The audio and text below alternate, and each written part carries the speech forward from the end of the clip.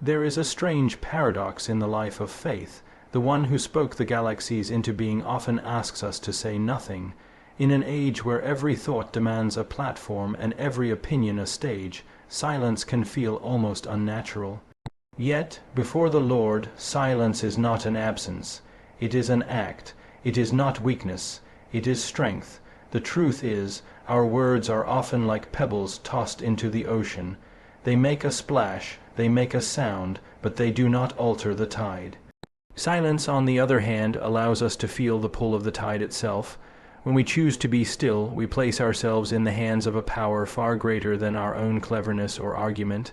Silence before God is not the silence of apathy, it is the silence of listening. It is what happens when a soldier, instead of charging ahead blindly, pauses to hear the orders of his commander. We do not stay silent because we have nothing to say. We stay silent because we are waiting for the right words, his words.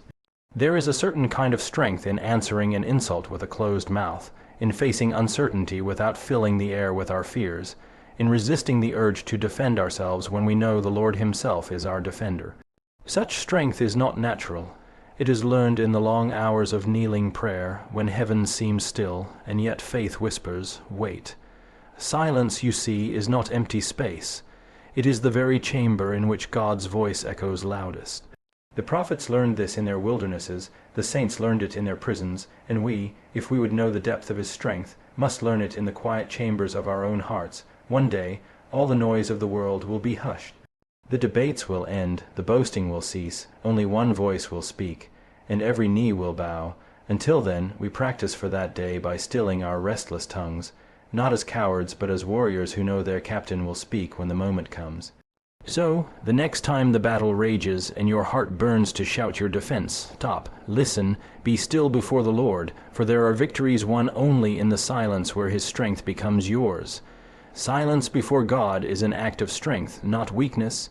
It is not the muting of fear, nor the resignation of one who has no answer, but the deliberate choice to yield the floor to the Almighty.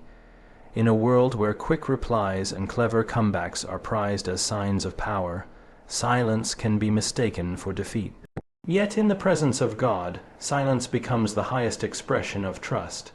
To still the tongue is to declare, without speaking, that one believes God's wisdom far exceeds human reasoning, and that his timing outshines the haste of our own impulses. Such silence demands courage. Anyone can speak to defend themselves. It takes far more resolve to stand under accusation or misunderstanding and remain unmoved, confident that the truth will not be lost to the God who sees all. It is the restraint of the warrior who knows that drawing his sword before the right moment is to risk losing the battle entirely. This is not passivity but discipline, a discipline forged in the quiet hours of communion with God, when prayer shifts from petition to attentive waiting. It is in that waiting that strength is formed. The silent heart learns to bear the weight of unanswered questions, to resist the itch for vindication, and to live without the applause of immediate agreement. Silence before God is a training ground for the soul, teaching it to anchor in the unshakable rather than in the shifting tides of human opinion. It is the practice of letting God's verdict matter more than the clamor of voices around us, or even the anxious arguments within us. This kind of silence is not empty.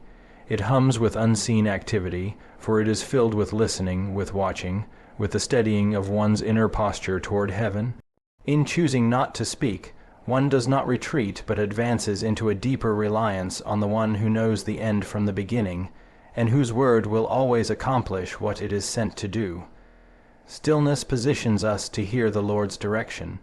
In the rush of life, when demands pull from every side and the noise of the world drowns even our own thoughts, the voice of God can seem faint, not because he is silent, but because our hearts are too full of competing sounds. Stillness is the deliberate act of quieting not only our surroundings, but also the restless movements of our minds. It is choosing to step out of the traffic of urgency and into the open space where his words can reach us without interference. This stillness is not mere inactivity, it is attentive readiness. Like a watchman on the walls, the soul in stillness leans forward, listening for the first whisper of direction, The world may interpret stillness as idleness, yet in the kingdom of God it is the posture of the wise. It is the stance of those who know that marching without orders is not progress but wandering. To be still is to admit that our own plans, however well formed, are prone to error, and that divine guidance is not a luxury but a necessity. In stillness, the heart begins to discern the difference between its own impulses and the Lord's leading. The quick reactions born of fear or pride are quieted, and the steady, certain pull of God's will becomes clearer. It is here that patience is tested and pride is humbled, for stillness strips away the illusion that we control the pace of the journey. It acknowledges that the one who sees all paths from above is better suited to chart the course than we are from the ground. Such stillness requires faith. It means holding our place when every instinct urges movement, waiting for a word when the silence feels heavy. Yet it is in that very pause that direction comes, not as a shout to the hurried, but as a quiet certainty to the watchful. The soul that waits learns that the Lord's voice is not found in the storm or the earthquake, but in the gentle whisper that can only be caught when all else is still. Restraining our words invites God to be our defender. There is an instinct within us to speak quickly when we are misunderstood, misrepresented, or falsely accused. Words become our armor and arguments our weapons as we try to clear our name or secure our place in the eyes of others. Yet when we choose restraint, when we close our mouths instead of launching into self-defense, we step aside and make room for the Lord to take up the case on our behalf. It is an act of surrender that declares His judgment to be more trustworthy than our own efforts. This restraint is not rooted in fear, nor in an unwillingness to speak truth when called to. It is born from the confidence that God sees every hidden motive and hears every unspoken word. While human perception can be swayed by emotion or rumor, His discernment is perfect. To refrain from defending ourselves is to trust that He can reveal the truth in ways that no human argument could accomplish, and at a timing that accomplishes more than our immediate vindication ever would. Such discipline often feels costly. It requires enduring moments when our reputation is tarnished or when our silence is mistaken for guilt or weakness. But in those moments we learn that the approval of God outweighs the applause of people. The quiet restraint of the tongue becomes a declaration that our identity rests in Him alone, not in the fragile opinions of men. Moreover, this kind of restraint transforms us inwardly. It loosens the grip of pride and teaches the heart to lean more fully on divine justice. It redirects our energy away from the exhausting work of self-preservation and toward the life-giving work of faith. By holding our peace, we allow God to shape the outcome, to silence falsehood, and to bring forth truth in His own way, often with a clarity and authority that far surpass anything we might have said in our own defense. Silence is the chamber where His voice is loudest. In the ordinary rhythm of life, countless voices compete for our attention, the demands of duty, the opinions of others, the noise of our own anxieties. Each clamors to be heard, and each promises urgency. Yet in the midst of this unending clatter, the voice of God rarely shouts above the rest. It waits to be sought, to be welcomed into a space made quiet enough for its gentle authority to be recognized. Silence becomes that sacred chamber, a place set apart where the competing sounds are shut out and the soul can hear clearly. In such a chamber, distractions lose their power. The absence of noise sharpens the senses of the heart, making us more alert to the subtle ways God speaks.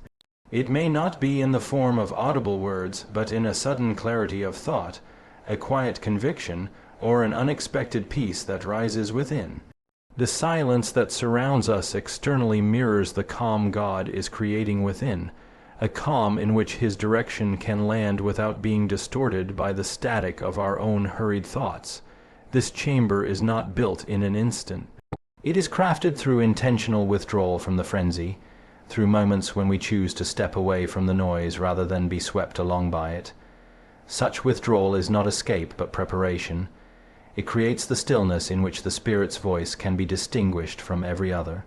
Without this practice, His leading may be overshadowed by louder influences, leaving us unsure of what is truly His. In silence, the weight of God's presence becomes more tangible. There is an awareness that He is near, that His gaze is upon us, and that his wisdom is not far off but ready to be given. The chamber of silence becomes less a physical place and more a condition of the soul, a readiness to receive, a holy attentiveness that values his voice above every other sound. True victory often comes through waiting, not speaking. In moments of conflict or uncertainty, the natural impulse is to act quickly, to speak in order to shape events, or to defend our position before it is eroded. Yet the wisdom of God often runs counter to this urgency. Waiting becomes the battlefield where faith is tested and refined, and where the victory is won before a single outward step is taken. It is in the pause, in the deliberate holding back of our words and actions, that we give space for God's hand to move in ways we could never engineer. Waiting is not the same as inactivity. It is an active posture of trust, a steady refusal to run ahead of the Lord's timing. In this posture, the heart learns to rest in His sovereignty, even when the outcome is hidden from sight. The silence of waiting is filled with watchfulness, with prayer, and with a readiness to respond when the right moment comes. It is the confidence that His timing is not slow, but perfectly aligned with the fulfillment of His purposes. This kind of victory is deeper than the satisfaction of proving oneself right or silencing an opponent. It is the triumph of seeing God's faithfulness unfold without the interference of our own impatience. When we wait instead of speaking prematurely, we step out of the role of self-appointed rescuer and into the role of faithful witness. We begin to see situations not as problems to be solved immediately, but as arenas where His power can be displayed more fully. The discipline of waiting also guards us from words that might wound, mislead, or close doors that God intends to open. It allows emotions to settle, giving clarity where there might otherwise be confusion. And when the moment finally arrives, it is often marked by a peace and authority that could only come from having allowed God to lead. The victory, in such cases, is not only in the outcome, but in the transformation that happens within while we waited in silence.